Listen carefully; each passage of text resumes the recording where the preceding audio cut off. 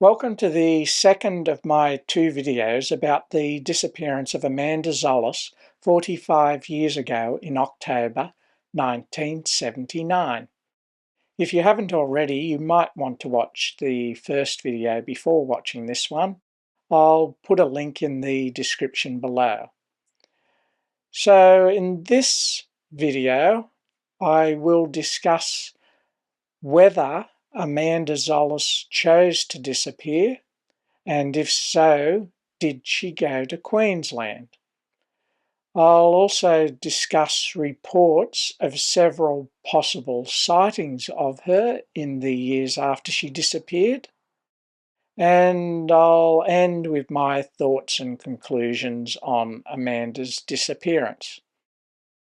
So, I'll begin with the earliest report of a possible sighting of Amanda, and this was in the Australian Associated Press on the 29th of July 1996, which reported that there had been unconfirmed sightings of Amanda in hippie communes. Unfortunately, that was basically the only information it gave, and I've not seen that claim anywhere else.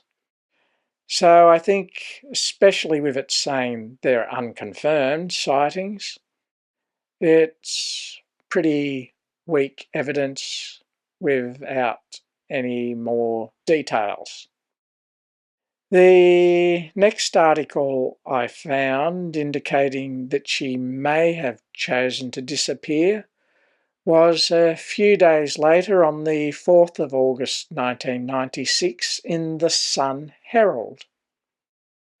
It said, Amanda Zolis, 17, last heard of on December 12, 1979. Now, as I've said before in the last video, I think there's been some confusion, and it was actually October 12, 1979 that she disappeared. And and also telephoned, as it says, when she telephoned her father from a phone box, saying she was going to travel to Queensland. Information received suggests she did travel to Queensland in company with a man. Now, the first questions that should raise are, was that information received by the police or by the reporter with that newspaper? And how reliable is that information? Also, who gave that information? And was it just something like someone told them Amanda said she was going to Queensland with a man? There's a lot of unknowns there. But in any case, if there is some truth to it, then it would seem probable that that man would be the same person that she was with when she made that phone call to her father. And if so, it raises more questions. Who is this man? And did she go with him freely, or was it under duress, leaving her with no options other than to go? And did he actually take her to Queensland? Or was she the victim of some foul play? Yes, I also note in that it says the information received suggests she went to Queensland with this man. As the word suggest is used, it could indicate the evidence isn't strong. and I haven't seen any other information elsewhere that confirms that. If we go on a couple of years to the 10th of April 1998, the Newcastle Herald reported on a possible sighting of Amanda in Queensland, or specifically Bowen in Queensland. It said, "Mother fears false hope on reported Zolis sighting." Amanda Zolis's mother would like to think that her daughter is alive. She would like to think that an apparent sighting of her daughter in a Queensland supermarket almost 10 years after she disappeared was correct. Police said yesterday that a person bearing a strong resemblance to Amanda was seen in Bowen, Queensland. Now, as an aside, in 1988, 9 years after Amanda disappeared, so almost 10 years later, I travelled around Queensland on a motorbike and I did stay overnight in Bowen. So this would have been at about the same time of that alleged sighting.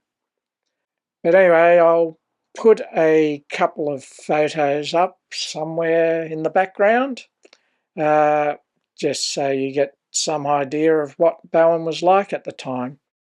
And I also had a Queensland street directory at the time, which I still have. And in that it says Bowen's population was 7,663.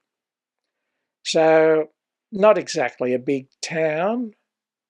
But anyway, I'll go back to that article. They issued a digitally enhanced computer image yesterday, so that's the police, of what Amanda, who would now be aged 35, might look like if she were alive. So that's 35 in 1998. And appealed to anyone with information to come forward. But after 19 years of grasping at theories, rumours and speculation about what happened, Amanda's mother, Mrs. Cecily Fanshawe, welcomed the news with great reluctance. "It's false hope," she said. "I will believe it when I see a body or see my daughter." Mrs. Fanshawe said that while she had to maintain her faith that her daughter was alive, she believed that she was dead. 20 years is a long time. I don't think I was that bad of a mother that if she were alive, she wouldn't call and say, "Mum, I'm safe. I'm all right. Stop worrying." The last positive sighting of Amanda was on October 12, 1979. A neighbour walked her to the bus stop in Tudor Street, Hamilton at 6:30 p.m. Amanda had planned to meet friends at a Christian coffee shop near Civic. She never arrived. About 10 years on, one of her friends she was supposed to meet at the coffee shop apparently saw Amanda at Bowen. The friend, who was married with children and living in the fruit-picking town, told police she spotted Amanda shopping. She reportedly saw Mandy eye to eye. She, the friend, ran out into the parking lot to tell her husband that she just saw Mandy, Mrs. Fanshawe said. Then, when she runs back into the supermarket, Mandy is gone. She said she was bewildered as to why her friend did not approach her daughter immediately. If you were a close friend, you would knock them down getting to them, she said. Now, I tend to agree with her there, though it's possible, I suppose, that with the shock of seeing who she thought was Amanda, she wasn't thinking rationally and made an odd decision, yes. Though I would think if the friend was living in Bowen and the town not really being a big town, a reasonable size, but not that big, she would have been able to track down the person she saw. Unless that person was just passing through Bowen. So next, Amanda's mother says, and why didn't she report it to police then and there, rather than wait all these years? So another 10 years. So, yeah, actually that's a good question. Because you would think she would have reported it at the time to police or even a family, tried to contact a family somehow. But the police would have at least been able to try and track her down, and if it was her, be able to at least reassure the family that she was alive. But anyway, it says Acting Superintendent Ron Smith, the head of Strike Force Fanwick, which is investigating the disappearances of Hunter Region youths, said it was possible Amanda was living a transient lifestyle, possibly working in the fruit picking industry. It does appear to me that this is just an assumption they've made, possibly because it could be readily followed up and investigated by them. But if it was Amanda, then she could have been just travelling through on holidays or anything. There's a whole number of reasons why she could have been in Bowen and just passing through and never to be seen again. So yes, this Superintendent Ron Smith then says there's a very strong suggestion it was Amanda Zolis that was seen, and we are operating on that premise, Superintendent Smith said. Now, I'm a little concerned by that last statement he made, as well, I could be wrong, but it kind of implies to me that they will assume it was her unless they come across evidence that suggests otherwise. And then close a case because she didn't disappear under suspicion.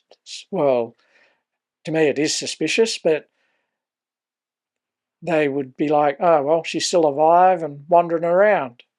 But I'm not quite sure it's that convincing because it's not really solidly proven. But anyway, at least they did do further investigations for more evidence. But the question is, did they find any? Anyway, he said the focus of the investigation had switched to the Bowen area. The updated photograph of Amanda had been circulated interstate. Mrs. Fanshawe said she was at a loss to understand where to go from here. She said her daughter was not a runaway, but might be in hiding. She believed that before the disappearance, Amanda had become caught up in the Newcastle drug trade and she was silenced, her life in danger.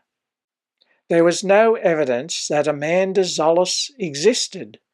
Mrs. Fanshawe said the police had found no record in the past 20 years that Amanda had bank accounts, filed a tax return, received dole payments, been married, or even been in jail.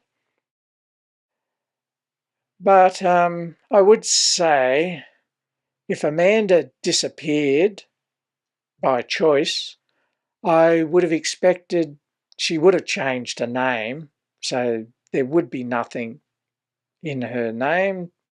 And it was not that difficult to change her identity at that time because up until, I would say, at least the late 1980s, it wasn't too difficult to do so and create your new identity because the standard of identity requirements was very low compared to what you need to do today to prove who you are. And photo ID was very rarely, if ever, required because essentially pretty much most people didn't have any photo ID that would prove who they are. The next steps the police took were reported in the Newcastle Herald on the 18th of May 1998. Zolis case moves to North Queensland. The hunt for clues to the disappearance of Newcastle girl Amanda Zolis in 1979 has moved to the North Queensland town of Bowen.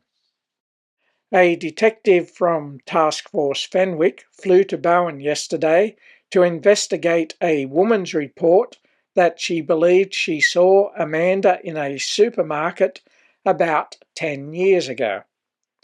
The report came to light after detectives circulated across Australia digitally enhanced photographs of missing Hunter girls. The Zolis photograph is a computer-generated likeness of how the young woman may have aged in the face. Amanda, 16 when she disappeared, would be 35 if still alive today, so that's 1998.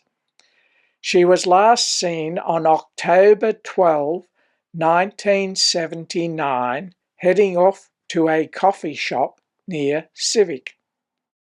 Detective Senior Constable Steve Bridges will spend several days in Bowen making inquiries into the possible sighting.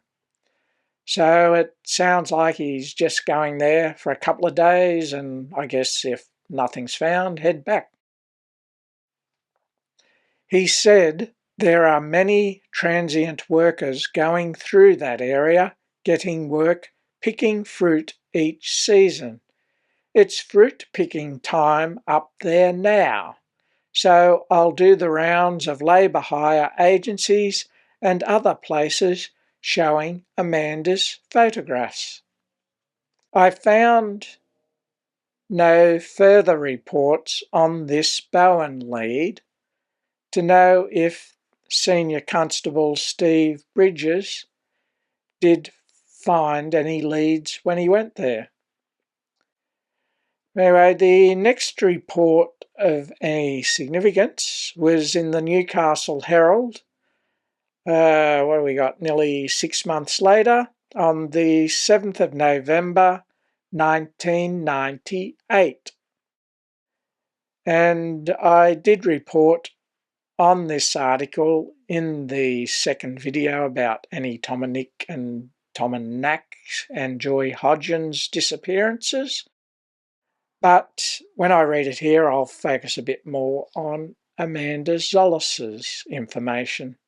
Police shelve hunt. Teens run away. Police say they have solved the mystery behind the disappearance of 3 Hunter teenagers. Officers from Strike Force Fenwick believe Amanda Zolis, Annie Margaret Tominac, and Joy Donna May Hodgkin, it says Hodgkins, were runaways.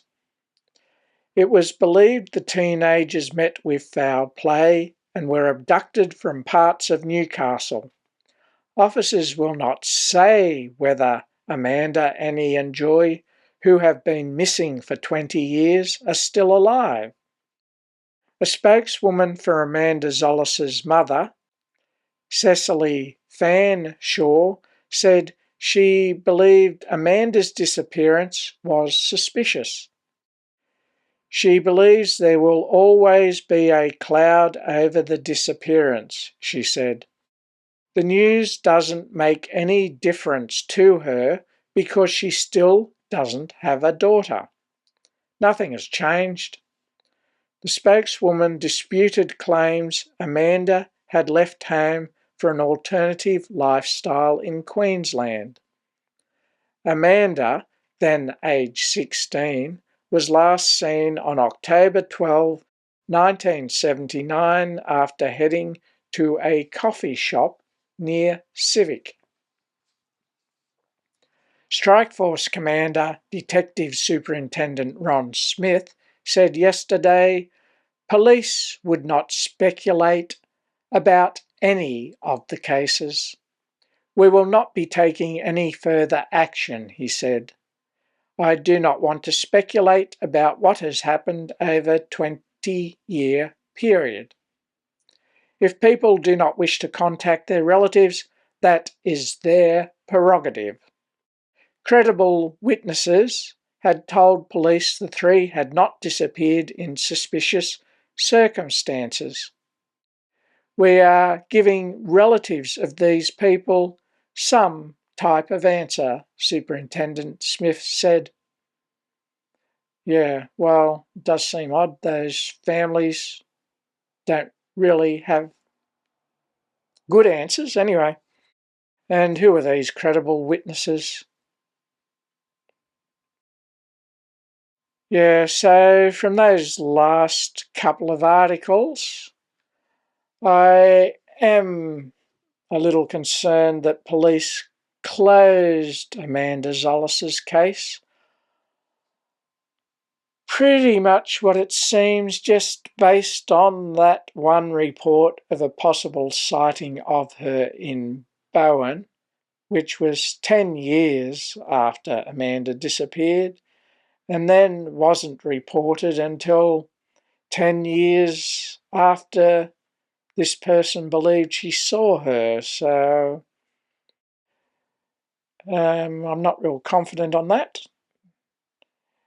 But before I conclude, I will mention one other possible sighting that was not, to my knowledge, ever reported in the media. It may not even been reported to police, I don't know. But it was a comment that was made on one of my videos several years ago. And in that comment, they said, I just watched your video. Amanda Zolis was a friend of mine through the church we both attended. My sister believes she saw her some time later. I can't remember the time frame now. Outside Coles in the Hunter Street Mall. So the Hunter Street Mall's in the heart of Newcastle, and Coles was next to Sol Patterson's, and the facade of Sol Patterson's does still exist, but Coles is long gone. So she then says she called out to her and said that Mandy looked at her, then quickly put her head down and hurried away. I still think this was a case of mistaken identity on the part of my sister, but who knows? Now, to me, it would seem unlikely that if Amanda was in hiding from threats in Newcastle, that she would have risked even visiting here briefly, but I guess it's possible. But why would be the question. Yeah, but anyway, before I finish up, I'll just summarise and give some of my thoughts on the situation overall. And now, from the newspaper reports in 1998, Amanda's mother claimed that Amanda was being threatened, including death threats, because either her or a father, or perhaps it was even both, had been informing police about people involved in the local drug trade. And it seems that police in 1979 didn't take those threats seriously and assumed Amanda had run away and would eventually return. Then we don't have police corroboration of that because the police in 1998 refused to make any comments on Amanda's mother's claims about those death threats and the drug trade and whether she'd been given names to police. But given that they wouldn't comment, it kind of makes me think that possibly that was one line of inquiry the 1998 police were pursuing. And so I assume, yeah, there's probably some truth to it. And in that case, this would then raise the question, were those threats carried out? Or did Amanda choose to disappear and possibly head up to Queensland because of those threats and not that she otherwise wanted to disappear? So nothing was revealed as who the actual people were that made those alleged threats. And you would expect that they would be suspects if foul play had occurred. In fact, it seems the police have revealed nothing of any of the 1998 inquiries or anything else that was looking at foul play being a possibility. Yes, the thought did cross my mind that maybe they had taken the threat seriously in 1979 and for Amanda's protection, possibly gave her a new identity. But this does seem unlikely, particularly given that they closed a case in 1998, but it's still listed as an unsolved disappearance on the police's missing persons registry. As an alternative, I was thinking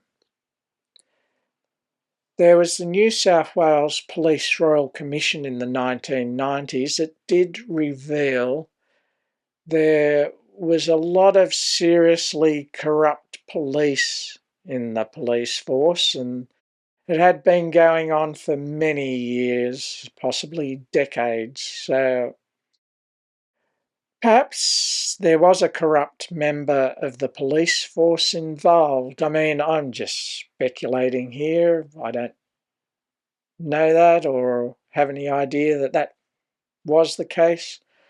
But I am thinking that could answer a question as to how these drug dealers would have known who gave names to police.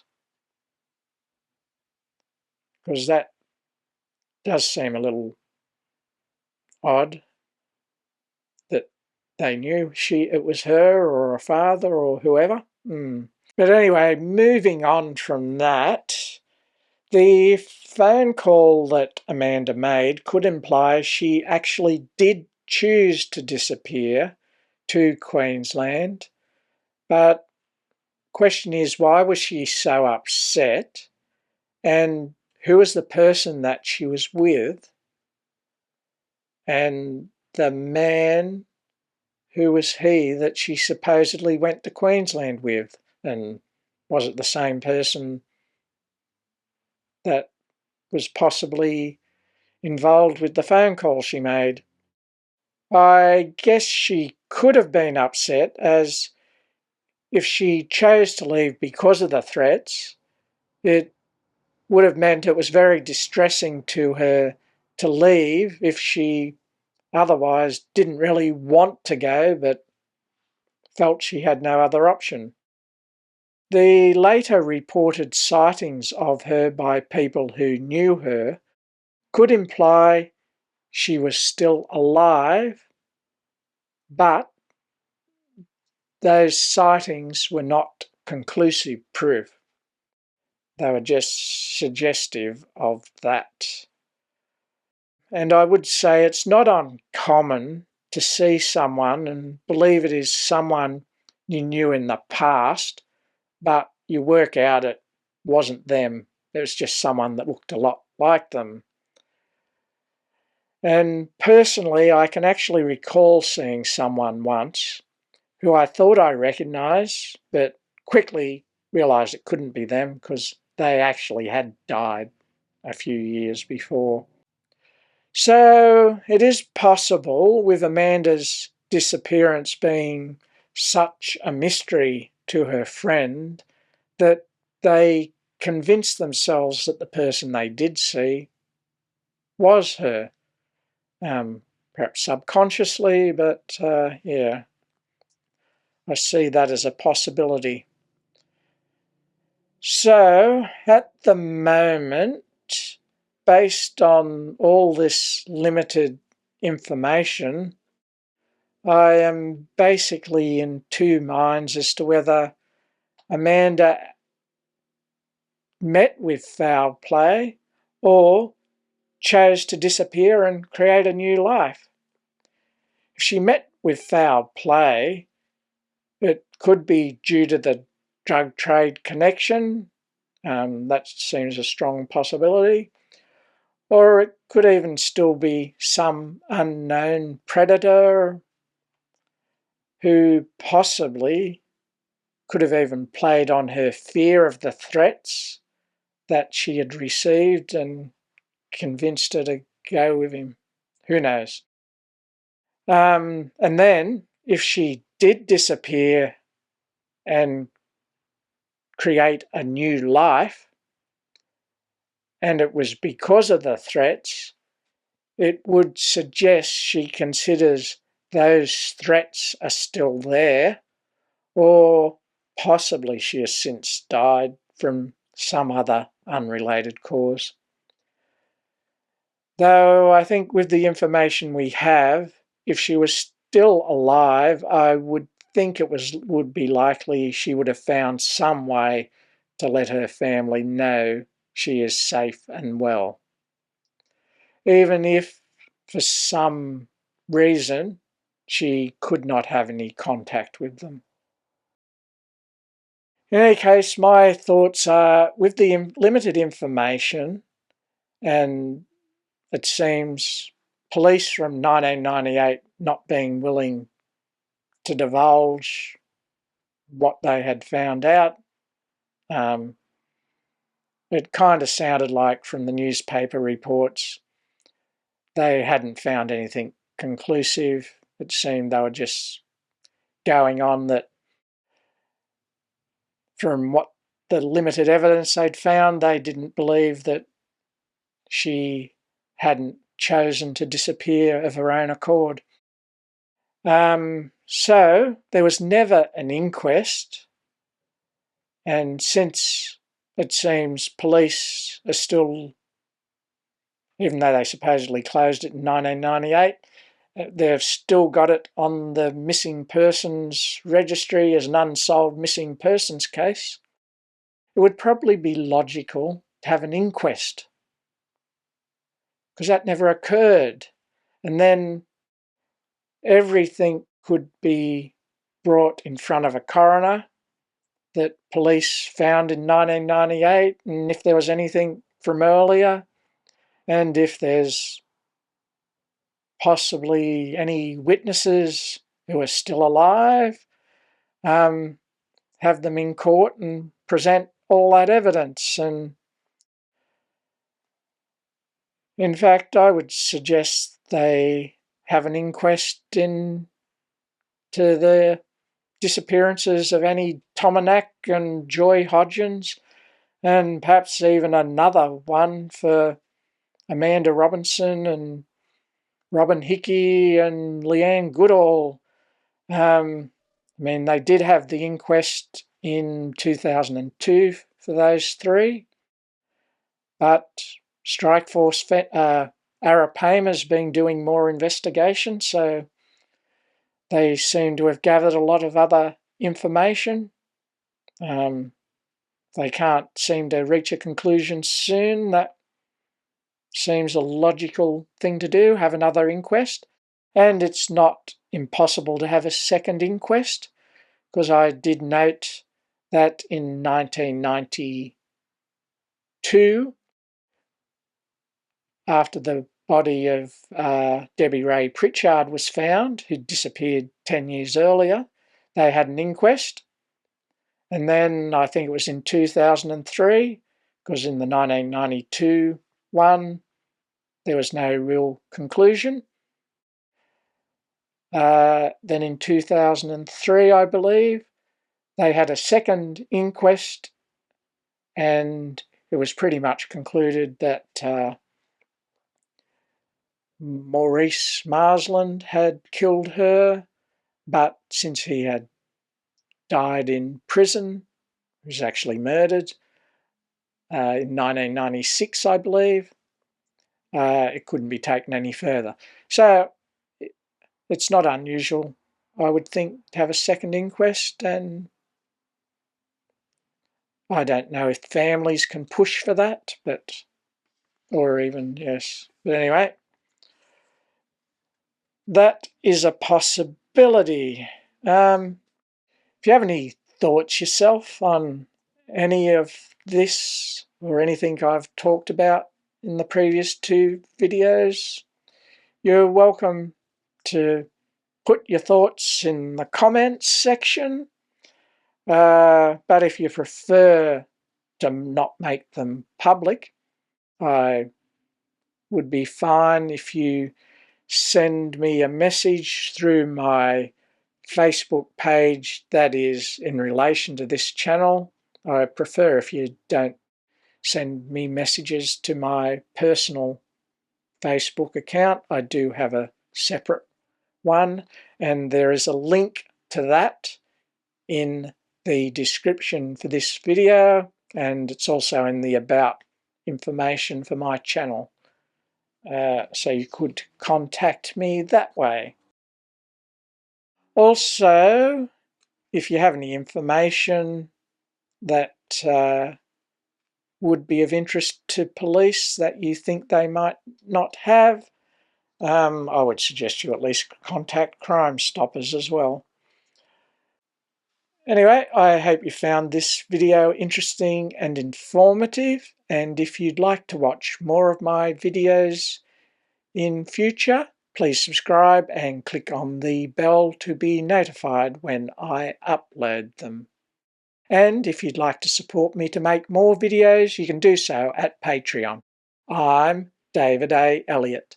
Have a good one and see you around like a risol.